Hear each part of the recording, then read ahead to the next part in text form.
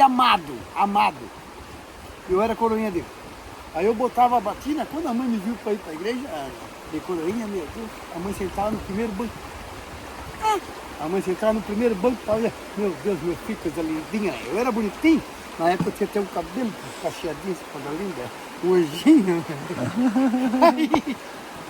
Aí eu preparava as ostras. Rapaz, eu comi tanta ostra na minha vida. Mas ainda não era para comer, não era?